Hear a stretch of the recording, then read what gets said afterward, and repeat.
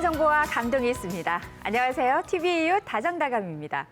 삶에는 여러 가지 즐거움이 있는데요. 그중에서도 빼놓을 수 없는 게 맛있는 음식을 먹는 즐거움이 아닐까 싶어요. 그리고 잘 먹는다는 건 즐거움을 넘어서 우리 삶의 질에도 많은 영향을 미치기 때문에 무척이나 중요한데요. 김빅토리아노 아나운서도 이렇게 맛있게 먹는 거라면 빼놓을 수 없이 좋아하잖아요. 네, 안녕하세요. 알고 싶은 지식을 전해주는 남자 알지남 김빅토리아노 아나운서입니다. 시작부터 먹는 얘기하니까 좀 침이 좀 고이는데 네. 자고로 이 맛있는 음식은 아주 맛있게 뜯어먹고 씹어먹어야 제맛이잖아요. 네. 근데 이가, 그러니까 치아가 좋지 않다면 그 씹고 뜯고 맛보는 즐거움을 즐길 수가 없는데 그런 분들에게는 치아가 특히 더 중요하겠죠? 그렇죠. 치아 상태가 좋지 못하다면 당연히 그런 즐거움을 느낄 수가 없는데 오늘 의학 알지 시간에는요. 많은 분들이 관심 가지고 계신 임플란트에 대해서 대전 선치과병원 구강학 안면외과 오민석 부장과 함께 이야기 나눠보도록 하겠습니다. 부장님 어서 오세요. 반갑습니다. 안녕하세요. 선치과병원 구강외과 오민석입니다. 네, 반갑습니다.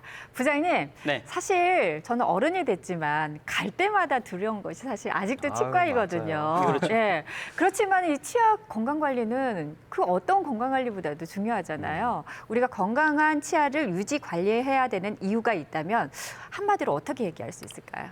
사실 뭐 건강한 치아 당연히 생각하시면 아시겠다시피 일단은 잘 먹어야 되는데 네. 치아 자체가 문제가 생기면 일단 저작 기능이 떨어지기 때문에 그로 인한 다른 어떤 질환들이 생길 수 있고요. 그리고 앞니가 빠지면은 뭐 팔자주름, 어금니 쪽이 빠진다면은 뺨 쪽에 그 지지가 부족해지기 때문에 그 외모도 조금 더 노안에 가까운 어떤 그 안모의 변화도 있을 수 있겠고 네. 그리고 치아와 혀가 닿아서 내는 치차름이라는 발음이 있는데 네. 그러한 발음들도 사실은 장애가 생기기 때문에 어떤 발음이 새는 듯한 그런 여러 가지 문제점들이 생길 수 있습니다. 맞아요. 사실 치아 하나가 없어도 정확한 발음을 할 때 불편함을 느낄 수가 있는데요. 근데 이렇게 발음뿐만 아니라 치아가 없음으로 인해서 만성 질환에도 시달릴 수 있다고 들었습니다.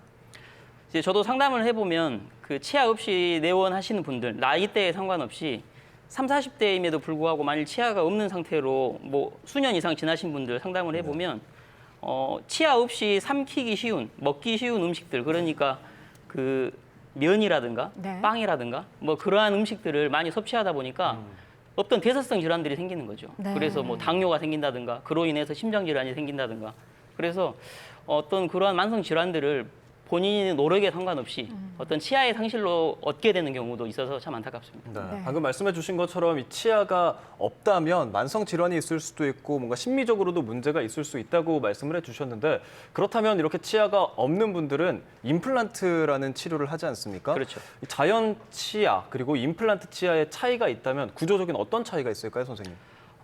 일단 임플란트라고 하는 거는 기본적으로 우리 그 잇몸뼈 내에 들어가는 어떤 금속성 구조물, 그 타이타늄으로 되어 있는 금속성 구조물 우리가 임플란트라고 부릅니다. 근데 그 임플란트는 완성된 최종 보철물의 형태를 봤었을 때는 입안에서 봤을 때 완벽하게 치아 형태와 되게 유사한 구조를 가지고 있지만 네. 실제로 지금 사진에 보는 것처럼 도예된 모습을 봤을 때는 그 잇몸뼈 내에 타이타늄 금속이 직접 닿게 되기 때문에 네. 이게 우리가 생각하는 치아가 가지고 있는 감각이라든가 어떤 혈관까지 재생이 되는 건 아니기 때문에 그러한 어떤 저작 기능에 약간의 차이는 좀 있을 수 있겠습니다. 네. 그런데 문제는 65세 이상 어르신들의 91%는 크고 작은 만성 질환을 가지고 있다고 하는데 네. 근데 이런 질환을 가지고 있는 분들에게 임플란트 시술이 가능한가 이런 궁금증 가지고 계신 분들이 많더라고요. 어떤가요, 선생님?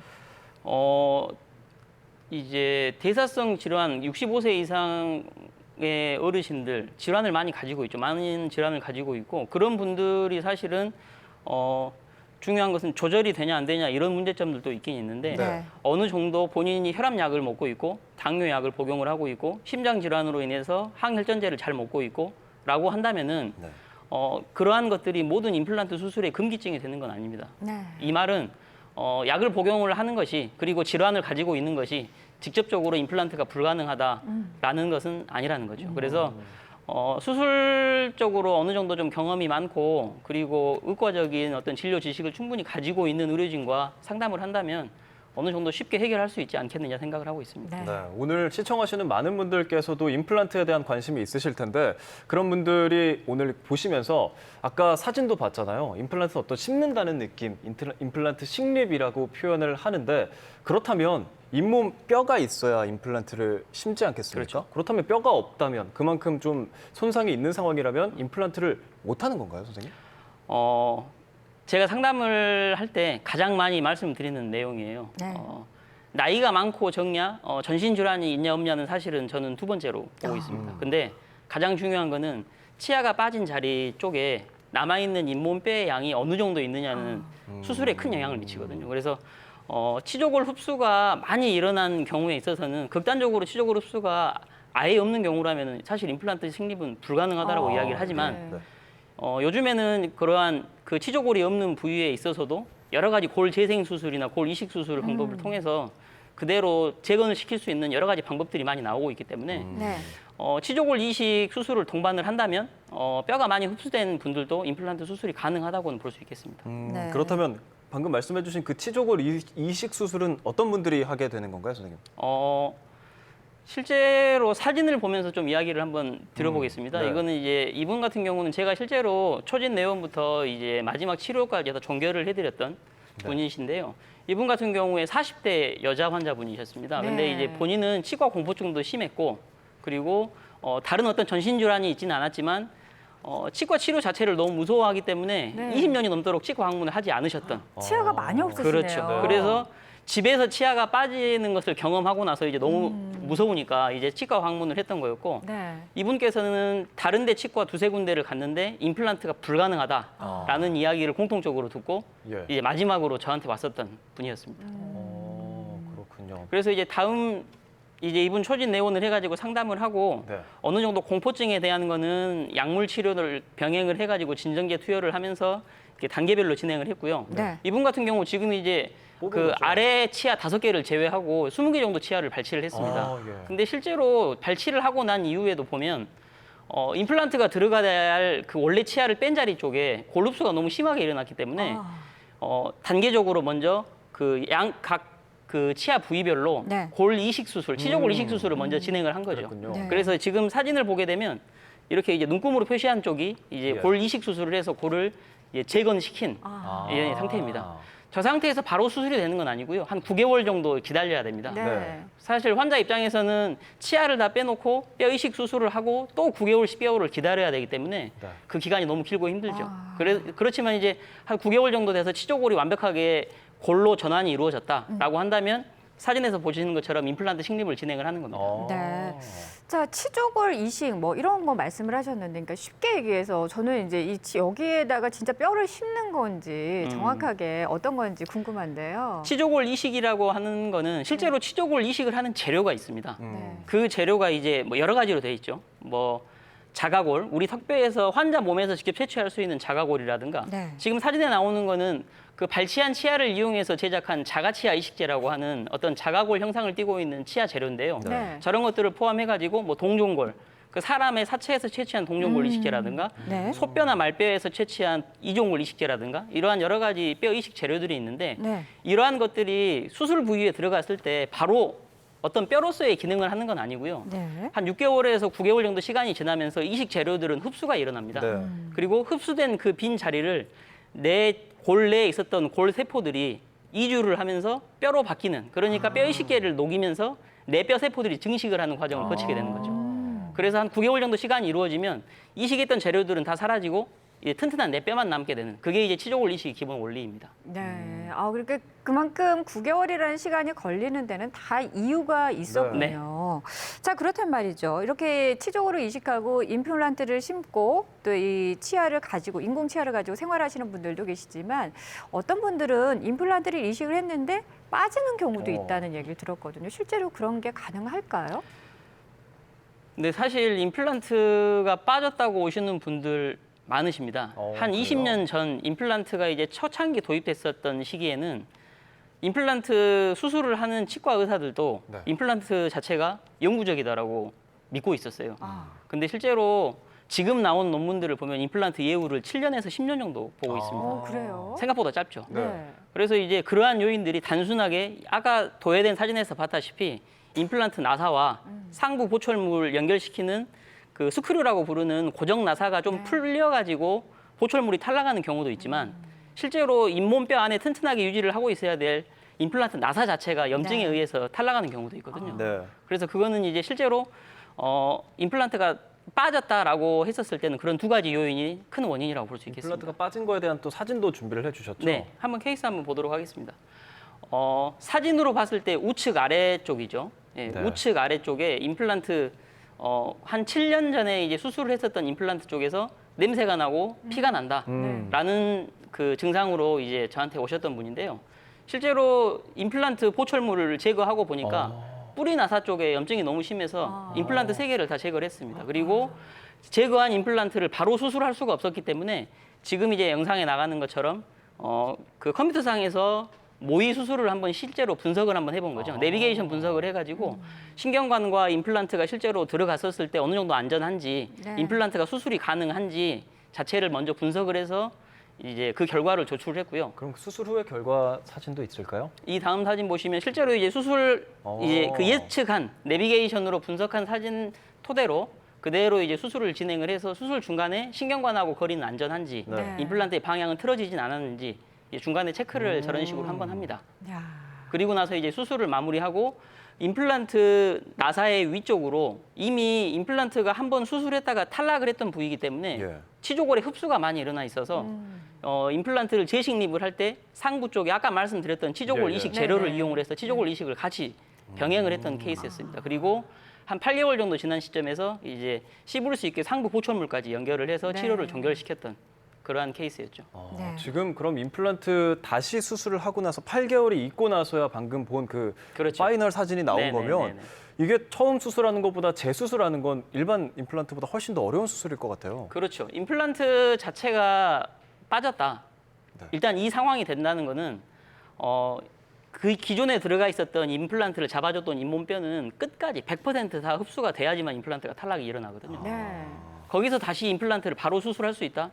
이건 생각보다 쉽지 않습니다. 네. 왜냐하면 치조골이 없어서 임플란트가 빠졌는데 거기에 네. 치조골 재생을 없이 임플란트를 바로 다시 수술한다는 것은 불가능하고 그렇기 때문에 뼈가 좋은 상태의 임플란트 수술은 사실 치과 의사라면 누구나 할 수는 있지만 네. 한 번 수술했던 임플란트를 사용을 하다가 그 임플란트가 염증에 의해서 빠졌다면 치조골 이식 수술 또는 상악동 고리식 수술, 뭐 비강저 고리식 수술 이러한 여러 가지 수술 테크닉을 이용한 이후에 임플란트를 심어야 되기 때문에 훨씬 수술이 난이도가 있다고 봐야겠죠. 네. 선생님께서 말씀하신 얘기를 쭉 들어보니까요. 우리가 단순히 잇몸에다가 나사를 받고 임플란트를 끼우는 것, 그거 이상으로 신경이라든지 치조골이라든지 여러 가지 면에서 그렇죠. 따져야 될 게 많은데 네. 무엇보다도 그중에서 가장 중요하게 고려돼야 될 게 있다면 뭐가 있을까요? 일단은 뭐 쉽게 생각을 하면 임플란트가 버틸 수 있는 치조골 상태죠. 네. 치조골 상태가 확실하게 임플란트가 어느 정도 갈 수 있겠다. 먼저 수술하는 그 술자가 판단을 잘 해야 되고요. 네. 네. 만일 이 뼈가 부족하다, 불량하겠다. 그렇다고 한다면은 그쪽에 있는 치조골을 확실하게 장기간 유지, 임플란트가 유지될 수 있도록 그를 좀 보강을 한다든지 아니면 다른 식립 부위에 다른 임플란트를 넣어가지고 연결시키는 방식을 선택한다든지 이제 그러한 어떤 의사의 진단과 그 소견이 들어가기 때문에 네. 그러한 내용, 그러니까 임플란트를 오래 쓰냐 안 쓰냐, 임플란트를 편하게 쓰냐 안 쓰냐에 있어서는 그런 잇몸뼈의 상태와 그다음에 술자의 판단이 가장 중요하다고 볼 수 있겠습니다. 선생님 그러면 궁금한 게 임플란트를 많이 하시는 연령대가 아무래도 연령층이 높으신 분들이 어르신 많이 분들, 네. 하시잖아요. 근데 그런 분들은 대부분 경우에는 젊은 사람들에 비해서 치조골이 조금 약해져 있지 않을까 이런 생각이 드는데 연세가 들면 들수록 이게 턱뼈도 좀 이렇게 좀 약해지지 않을까요? 물론 20살 청년과 70세 어르신의 잇몸뼈가 같진 않겠죠. 네. 그건 같을 수는 없고 다만 이제 임플란트 수술이 연령에 의해서 성공률이 낮거나 하진 않습니다. 네. 이제 그 잇몸뼈의 특징은 사람 신체 조직도 다 마찬가지긴 한데 네. 치아가 빠져서 물리는 기능, 그러니까 교합력을 받지 않는 그 잇몸뼈는 흡수가 일어납니다. 흡수가 일어나기 때문에 그 임플란트가 들어가기 위한 가장 기본적인 요건인 치조골 상태가 좀 튼튼하게 유지가 돼야 되는데 이미 치아가 빠짐으로써 시간이 지나면서 잇몸뼈가 다 흡수가 일어났기 때문에 아. 그로 인한, 그러니까 젊은 환자든 나이가 드신 어르신이든 네. 치아의 상실 기간이 오히려 수술 결과에 영향을 많이 그러네요. 미치는다고 네. 저는 생각을 하고 있습니다. 선생님 말씀 들으니까 치아가 만약에 빠졌을 경우에 임플란트를 하게 되면 빠르면 빠를수록 그럴 것 예, 같아요. 이식하기에는 가장 그렇죠. 좋은 시기일 수가 있겠네요. 자, 그렇다면 이번은 사연을 통해서 임플란트에 관한 더 자세한 얘기를 나눠보도록 하겠습니다. 네. 김빅토리아노 아나운서가 준비를 하셨다고요? 네, 그렇습니다. 오늘도 많은 시청자분들께서 사연을 보내주셨는데요. 제가 바로 사연 읽어보도록 하겠습니다. 이번에 첫 번째 사연은 공주시에 사시는 40대 남성분께서 보내주신 사연이네요. 임플란트 식립 후 인터넷에서 관련 기사를 검색하다 보니 임플란트는 인공치아라서 충치가 생기질 않는다고 하더라고요. 그렇다면 기존 치아와 달리 양치질이 필요 없는 건가요? 라는 사연 보내주셨는데요. 좀 그럴듯하죠. 지금 네. 제가 보기에도 인공치아기 때문에 양치질을 안 해도 될 것 같다는 생각이 살짝 드는데 어떤가요, 선생님? 선생님 웃으셨어요. 네. 사실 근데 생각보다 임플란트를 하고 정기 체크를 하다 보면 네. 잘 안 하시는 환자분들이 되게 많습니다. 정말요? 그래요? 물론 이 양치질 잘 못하는 습관이 있다 보니까 발치를 하고 임플란트까지 가게 된 네. 건데 실제 사진을 한번 보도록 하겠습니다. 네. 이게 이제 그 처음에 초진 환자분께서 오셔가지고 다른 부위 임플란트는 이제 제가 수술을 쭉 했던 분이고요. 그리고 지금 원으로 이게 표시되어 있는 쪽의 치아를 임플란트 치료를 이제 다른 치과에서 진행을 하셨던 분입니다. 네. 그래서 정기 체크를 하려고 환자분을 봤는데 이제 자연 치아가 있던 쪽에 임플란트가 이제 식립이 돼 있는 채로 이제 오셨던 거죠. 네. 다음 사진 한번 볼까요? 네, 이런 식으로 그 우측 아래 예. 그러네요. 임플란트 식립하고 이제 1년 반 정도 시간이 지난 시점인데 임플란트 지금 이제 2개 수술이 돼 있는 그 해당 부위 쪽에 약간 검은색으로 음영대가 살짝 관찰이 됩니다. 네. 다음 사진 한번 보도록 하겠습니다. 이제 2년 6개월이 지나고 보면은 지금 이제 우측 아래죠. 네. 우측 아래 임플란트 뿌리 쪽, 우리가 말하는 그러네요. 임플란트 나사의 끝부분 쪽으로 검은색으로 음영대가 이제 네, 훨씬 더 네, 크게 네, 네. 진행이 되어 있는 상태입니다. 네. 임플란트 주위염이라고 우리들이 표현을 하는데 임플란트 뿌리를 잡고 있는 뼈가 이제 계속 녹아가고 있는 거죠. 근데 저 정도가 되더라도 환자가 느끼는 자각 증상이 없습니다. 그래요? 양치질할 때 피가 좀 난다 뿐이지 전혀 아프지 않아요. 왜냐하면 신경 조직까지 다 재생이 되는 게 아니기 때문에 그렇죠. 임플란트가 저렇게 심한 염증에 있다 하더라도 네. 양치질할 때 피가 조금 나네, 뭐 뱉어내고 헹궜더니 또 개운하네 이런 느낌이기 때문에 환자분께서 캐치하기가 쉽지 않습니다. 다음 사진. 임플란트 염이 네. 생기는 이유는 뭐예요? 결국은 임플란트 주변으로 그 우리가 매일 하루 세 끼 밥 먹는 그리고 먹는 간식들 그러한 것들이 임플란트 보철물과 보철물 하방으로 네. 이제 침투를 하게 되는 거죠. 그래서 임플란트 보철물은 말 그대로 금속이에요. 지르코니아로 되어 있는 금속인데 네. 썩지 않습니다. 절대 썩지 않습니다. 근데 그 보철물 자체의 문제가 아니고 임플란트 하방으로 보철물 하방으로 숨어 들어간 임플란트 그 음식물, 임플란트 그 저작으로 인해서 발생한 그 음식 찌꺼기 같은 치태라고 하는 것들이 임플란트 뿌리 나사에 이제 침착이 되기 때문에 네. 그로 인해서 이제 뼈가 흡수가 일어나고 염증이 생기는 거죠. 네. 계속해서 그러면 사진 보시면서 설명을 좀 해주실까요? 네. 그래서 결국 그 아까 이어서 이제 사진을 좀 설명을 해드리면 빠졌네요. 3년 되는 시점, 그러니까 네. 정기 체크를 2년 정도 하다가 결국 임플란트가 이제 빠진 채로 환자분께서 오셨습니다. 네. 수술을 했었던 그 개인치과 원장님께서는 재수술은 어렵다. 자기는 어렵다. 그리고 신경관하고 너무 가깝다라고 이야기를 하셔서 이제 저한테 이제 의뢰를 하셨고, 예. 그래서 이제 제가 이제 저 환자분한테 이제 말씀을 드리고 이제 치조골 이식 수술부터 천천히 가야 됩니다. 네. 1년 정도 걸릴 것 같습니다. 네. 그래서 먼저 이제 임플란트 제거된 쪽, 임플란트가 빠진 쪽에 치조골 이식 수술, 아까 말씀드렸던 여러 가지 네, 재료들을 네, 네. 혼합을 해서 치조골 이식 수술을 진행을 했고요. 그리고 한 6개월에서 9개월 정도 시간이 지날 때까지 경과를 쭉 관찰을 합니다. 그러면은 좀 골 처음 밀도가 듣네요. 올라가면서 평평하게 이제 골이 재생이 되는 네. 거죠. 네, 네. 저 상태가 되면 이제 임플란트 재수술을 할 수 있는 시간이 된 거죠. 네. 그래서 다음 사진 보시면 이제 임플란트를 아. 다시 심었네요. 다시 임플란트를 식립을 하고 이제 3개월 정도 지난 시점에서 최종 보철물까지 마무리를 한 겁니다. 아. 그래서 이제 보시는 바와 같이 오른쪽에 이제 그 2개 임플란트를 3년 쓰고 그 빠졌던 임플란트 쪽을 치조골 이식 수술과 그리고 이제 임플란트 재식립을 통해 가지고 다시 원 상태 그대로 치료를 해드렸던 그런 케이스였습니다. 제가 이렇게 사진으로만 보니까 굉장히 간단해 보이지만 사실은 좀 관리를 제대로 못함으로 인해서 굉장히 오랫동안 이제 속을 썩인 힘든 그런 상황인 거잖아요. 그렇죠. 그래서 사연자분께서 혹시라도 이게 인공 치아기 때문에 양치질을 좀 덜 해도 된다라고 생각하실 수 있겠지만 결코 그렇지 않다는 점을 똑같이. 꼭 알아봐야 할 것 네. 같습니다.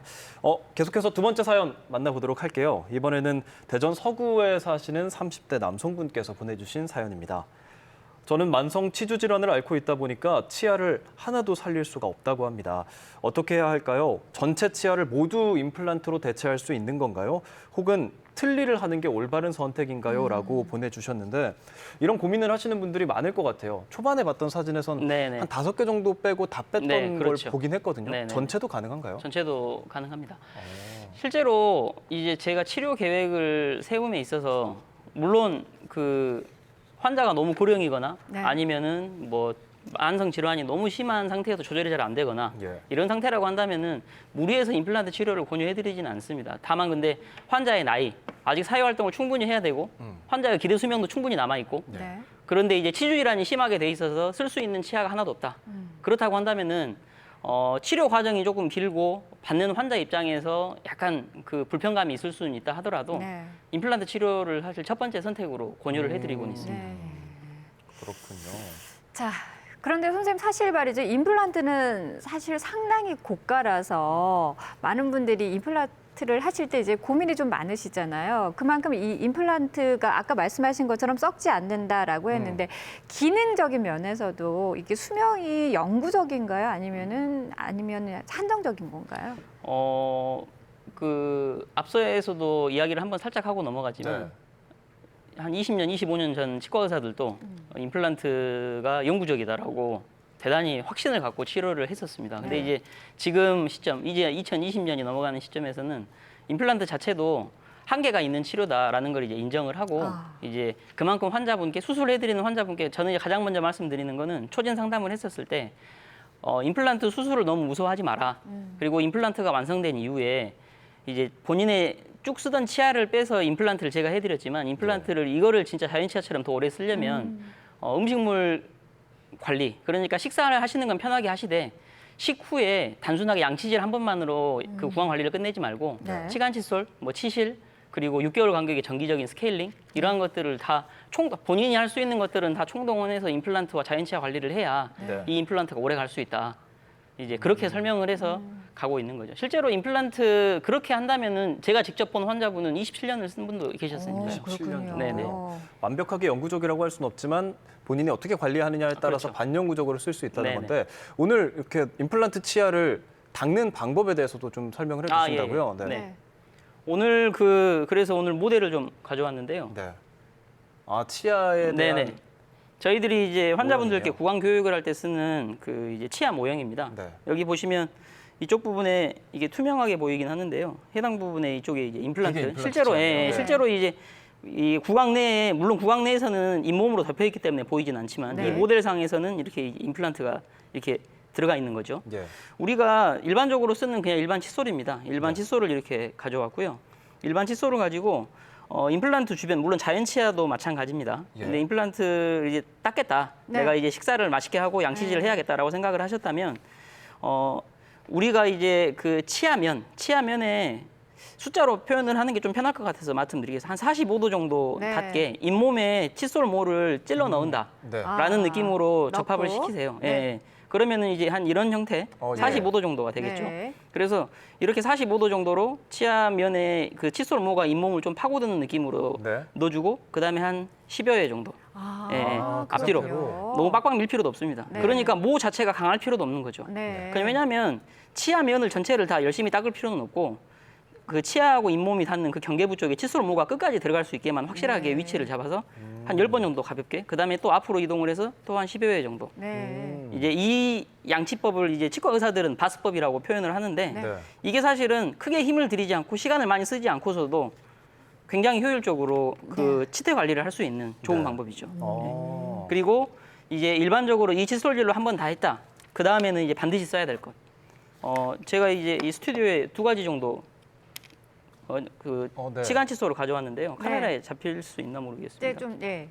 자세히 확대를 해보면 네, 보이네요. 하나는 사이즈가 되게 가늘고요. 하나는 사이즈가 되게 네, 뭐가 좁죠. 많이 있네요. 이 두꺼운 솔은 임플란트 쪽. 네. 임플란트 하방은 확실히 자연 치아보다는 그 치아 공극이 더 훨씬 크기 때문에 이 두꺼운 사이즈의 치간소를 이용을 해가지고 임플란트 하방을 청소를 해주셔야 됩니다. 그래서 이 모델상에서 제가 한번 설명을 예, 예, 드리면 넣어서 지금 임플란트 있는 쪽이 있으면은 임플란트 있는 쪽의 앞쪽과 앞쪽에 이런 예. 형태로 치간칫솔 아. 잇몸을 확실하게 누르면서 잇몸이 좀 이렇게 눌린다는 느낌이 있을 정도로 사이사이로, 그렇죠. 끝까지 그리고 뒤쪽도 마찬가지죠. 이런 식으로 해서 치간칫솔이 확실하게 임플란트 하방 쪽에 있는 잇몸을 마사지하면서 긁고 나와야 됩니다. 그리고 6개월 간격으로 정기 스케일링을 꼭 유지해 주시고요. 예, 네. 좋습니다. 지금 자, 임플란트를 이렇게 이식하는 것만큼이나 꾸준하게 치아를 관리를 잘 해주는 것이 우리가 임플란트를 얼마나 영구적으로 네. 잘 쓸 수 있는가도 오늘 한번 다시 확인하게 됐습니다. 오늘은 대전 선치과병원의 구강학 안면외과 오민석 부장과 함께 임플란트의 궁금증에 대해서 알아봤습니다. 오늘 나와주신 두 분 고맙습니다. 네. 오늘 저희가 준비한 소식은 여기까지입니다. 함께해 주신 여러분 고맙습니다. 편안한 저녁 시간 보내세요. na na na